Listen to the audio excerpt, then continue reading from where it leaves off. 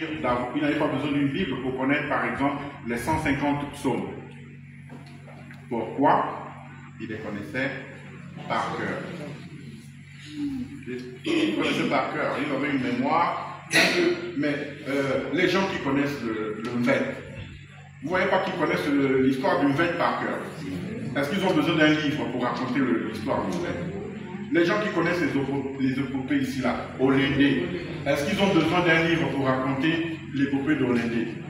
Et les contes, et les fables, hein?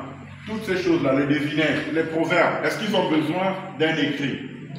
Parce qu'ils étaient dans une civilisation de l'oralité, un peu comme la civilisation biblique. Donc on proclame et après seulement on met par écrit. C'est pareil pour les évangiles. Ils ont d'abord été annoncés, hein, et seulement plus de 20 ans après, on les met par écrit. Vous me suivez jusque-là? Donc, première chose, quand il proclame, le peuple répond. Deuxième chose, d'abord il proclame, ensuite il met par écrit. Et puis regardez ce qui va se passer.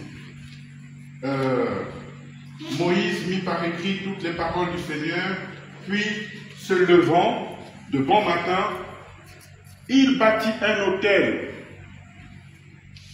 Très intéressant. Quand vous allez dans une église, qu'est-ce que vous trouvez? L'autel, ça vient de là. Ok? Donc on a fini avec la parole, proclamée, hein, avec le peuple qui acclame, qui répond. Maintenant on passe à l'autel. Okay. Donc il bâtit un autel au bas de la montagne et 12 stèles pour les 12 tribus d'Israël. 12 stèles pour les 12 tribus d'Israël. Puis il envoya les jeunes Israélites offrir des holocaustes et immoler au Seigneur de jeunes taureaux en sacrifice de communion. Ah, sacrifice de communion. Quand vous allez recevoir l'Eucharistie, on appelle ça comment? Vous recevez là? Ça vient de là. Ok? Ça vient d'ici. Donc l'autel, et puis les 12 stèles qui représentent. L'autel représente qui? Hein? Dieu. Non, l'autel représente qui? Dieu. Vous voyez pas que quand le prêtre arrive au début de la messe, il encense quoi? Mais c'est parce que l'autel représente Dieu. Vous voyez pas qu'il s'incline devant l'autel. Il encense l'autel. Avant même qu'on encense lui, l'autel est important. Parce que la lettre aux Hébreux va vous dire que ce qui est important chez Jésus, c'est que lui-même, il est l'autel, hein? Il est le prêtre et il est la victime. Donc les trois réalités, hein, qu'on voit ici, Jésus les réunit en lui-même, en sa propre personne.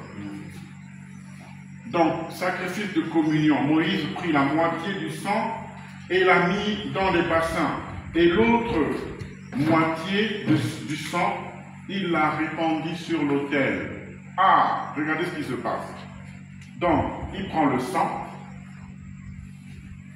Le sang, c'est un élément important. Ok?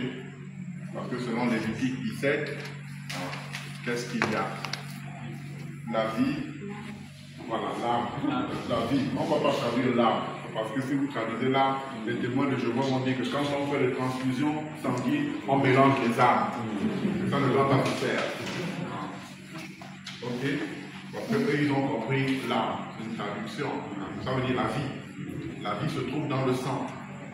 Pourquoi est-ce qu'ils en ont conclu? Ils ont conclu ça parce que quand le sang se répand, il n'y a plus de vie. Mais, donc, cet élément qui donne la vie, qu'est-ce que Moïse va faire? Il va asperger l'autel qui représente qui? Dieu. Et il va asperger qui? Le peuple. Ok? Très intéressant. Pour que le même sang unisse Dieu et le peuple. Ça préfigure déjà tout ce qui va se réaliser en Jésus. Et c'est très intéressant.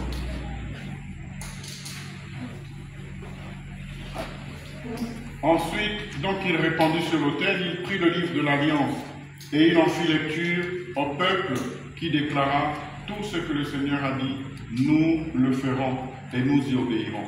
Moïse, ayant pris le sang, le répandit sur le peuple et dit, ceci est le sang de l'alliance que le Seigneur a conclue avec vous au moyen de toutes ces clauses.